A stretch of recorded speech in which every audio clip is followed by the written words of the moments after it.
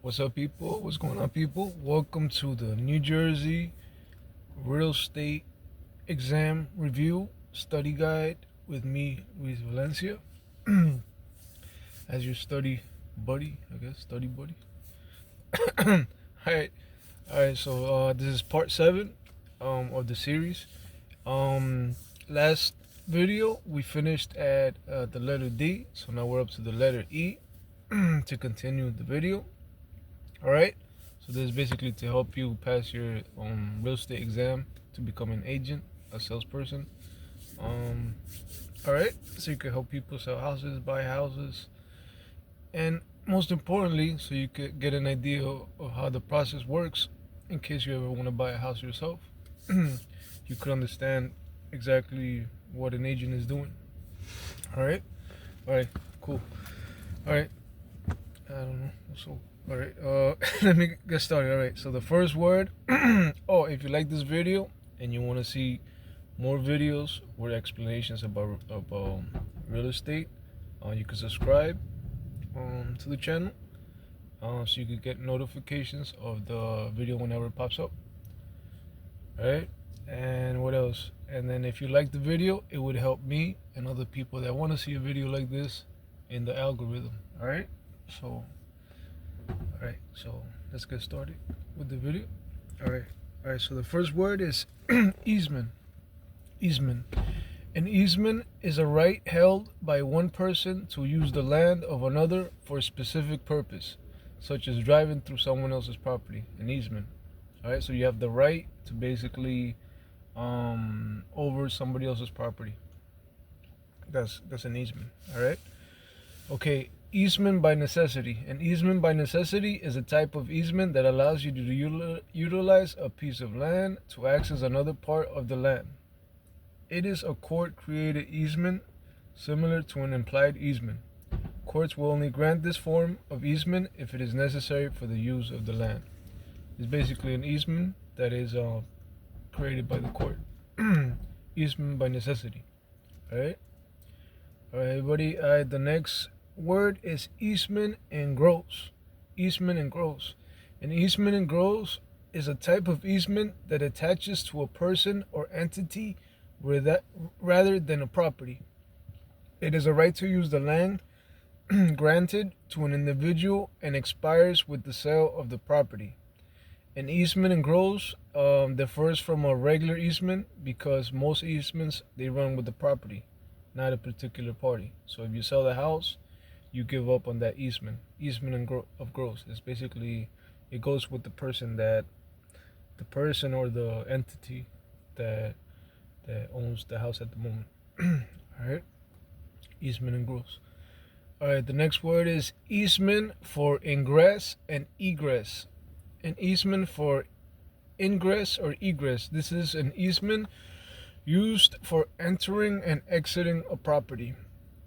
An easement used for entering, ingress, and exiting, egress a property. All right. All right. The next word is economic life. Economic life.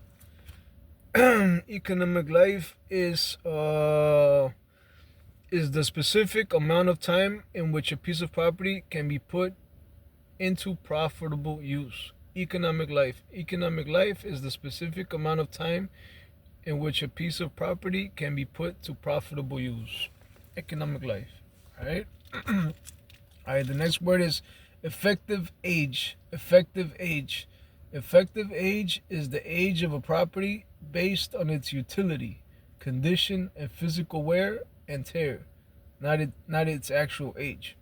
The effective age is one of the many appraisal concepts appraisers use to determine fair market value for a property.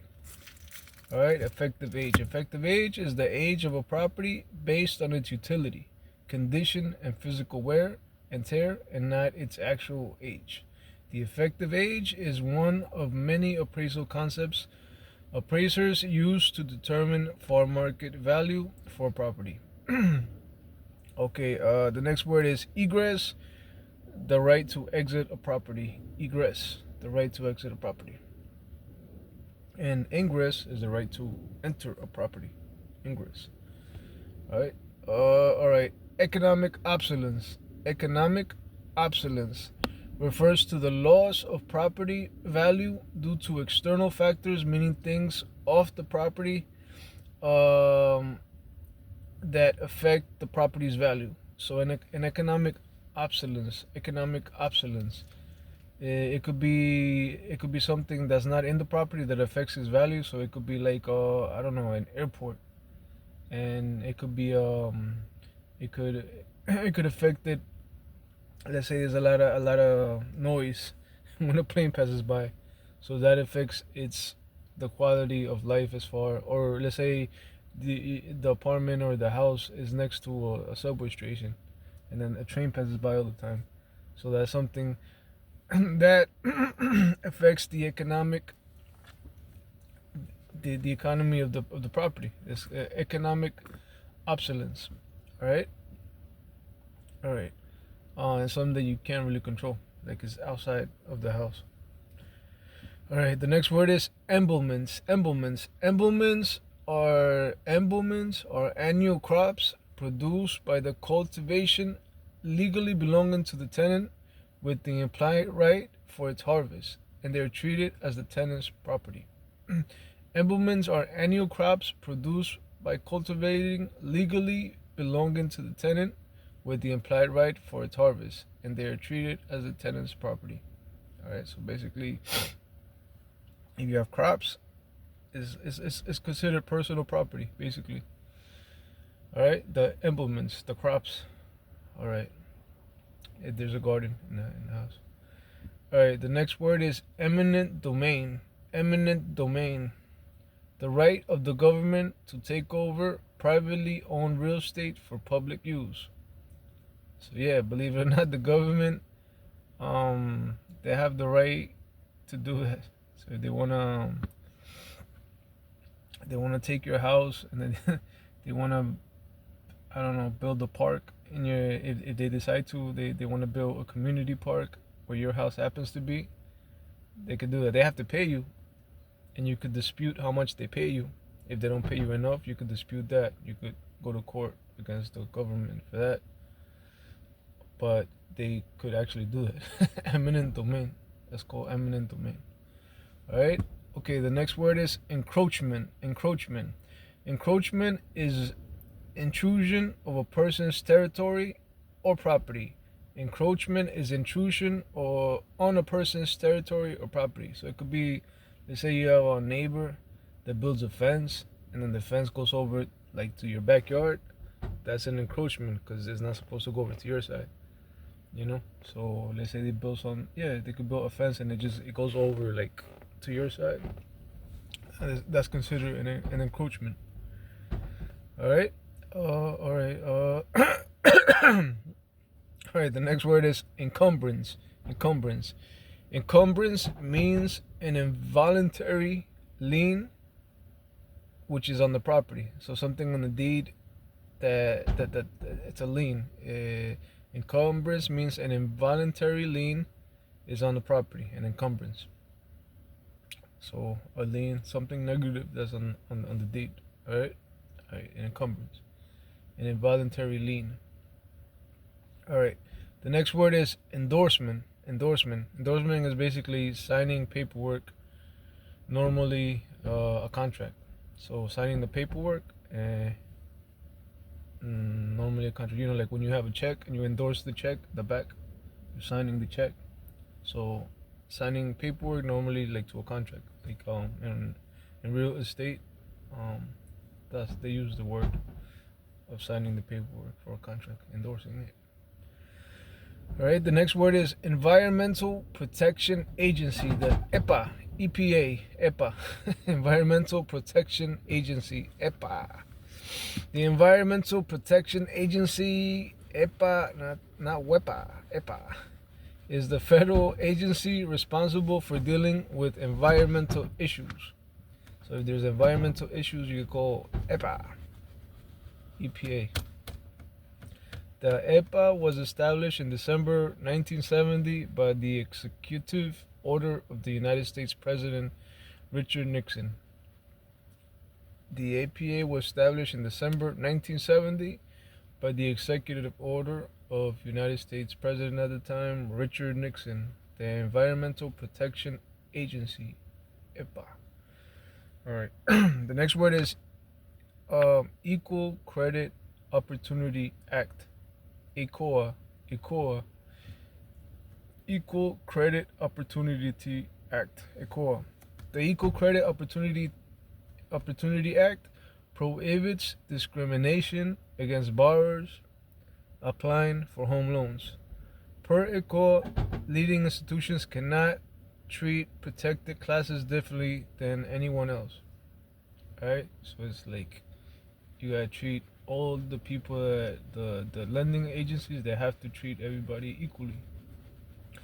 A word that you can remember too is like redlining. Redlining is like when a practice that they used to use, that they used to like discriminate areas where certain groups of people lived, and whether they, minorities, and then they wouldn't approve loans in those areas. That was like super illegal, and they used to do it.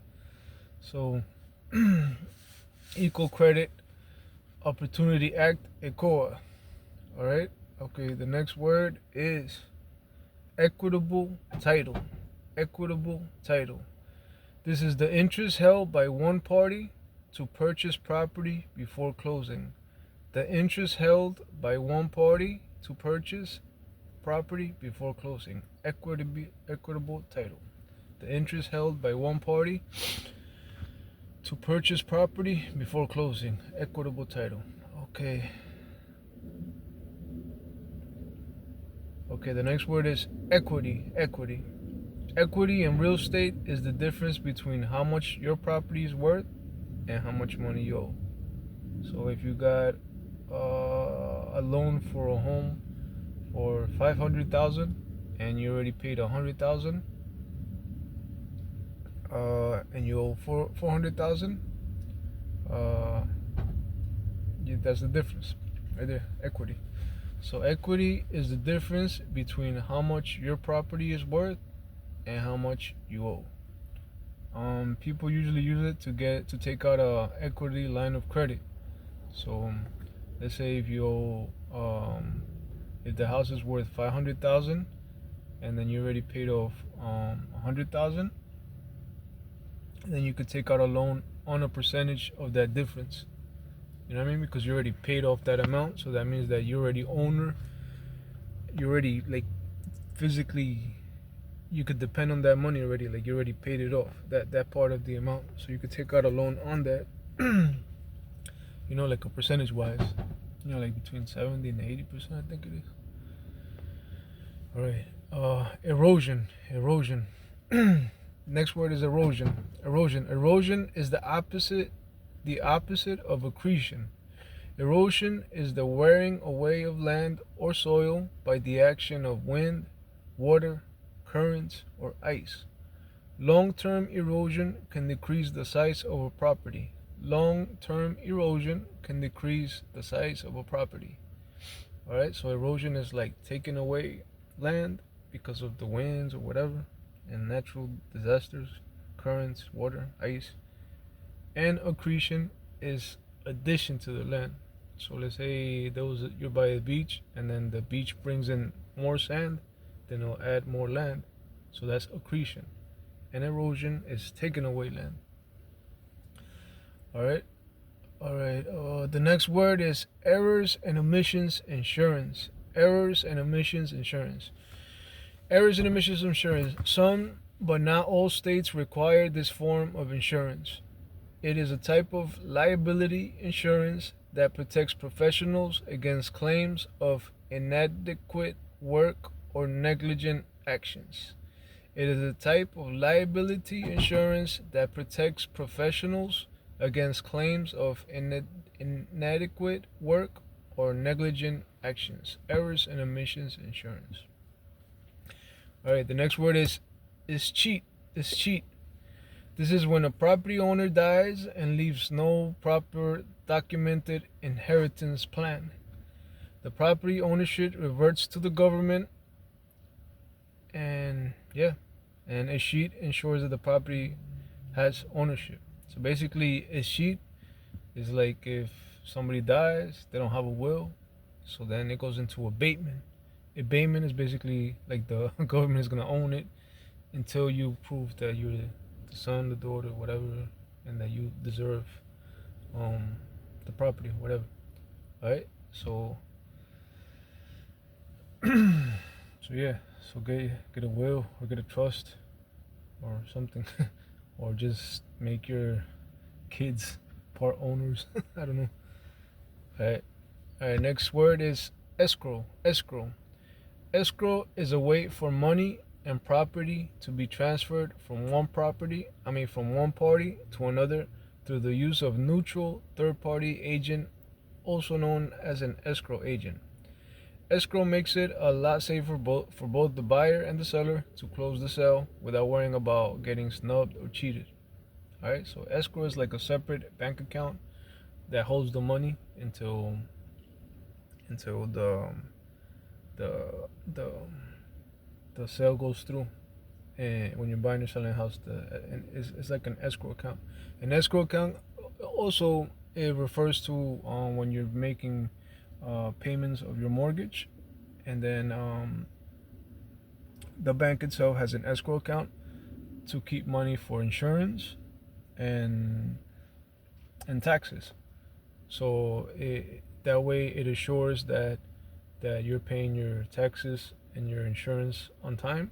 So the bank basically has like an escrow account where it holds the money there, and then it divides it whenever they do.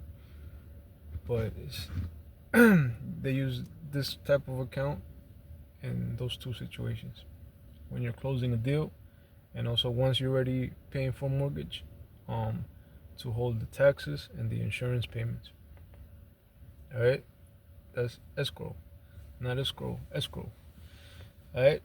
All right. The next word is state at sufferance. State at sufferance. State in sufferance arises when the tenant holds over the expiration of the term. So basically, when a tenant doesn't want to pay rent and wants to stay in the apartment, that's state at sufferance. So like the landlord is suffering. It's like, no, the landlord is suffering, and I'm sure the tenant too. If they're doing that, they have to be suffering somehow too. All right.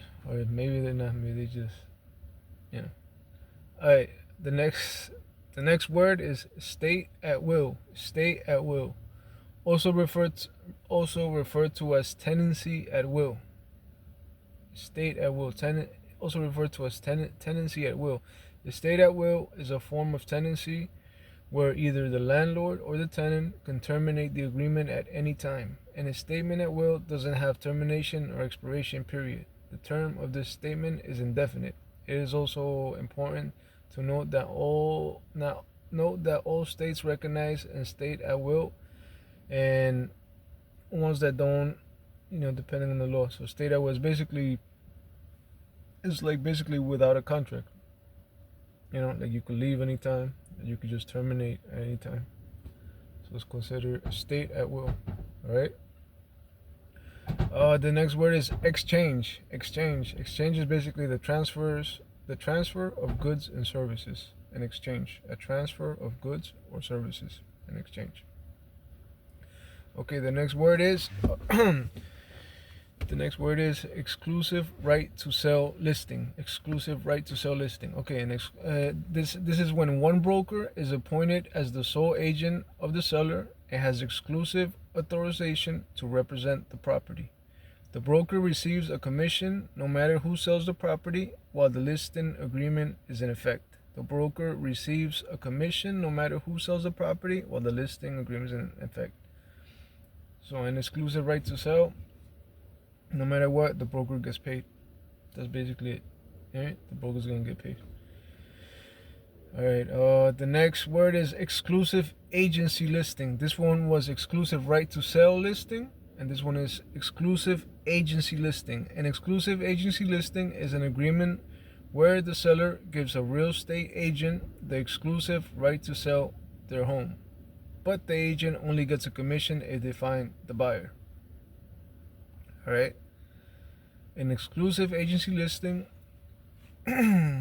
is an agreement where the seller gives a real estate agent the exclusive right to sell their home, but the agent only gets commission if they find the buyer. So if they don't find the buyer, they don't get commission. All right.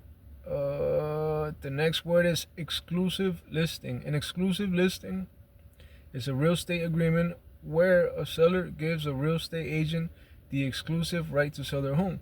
This type of listing is common in real estate and ensures the broker will be compensated for their efforts. Exclusive listing. Okay.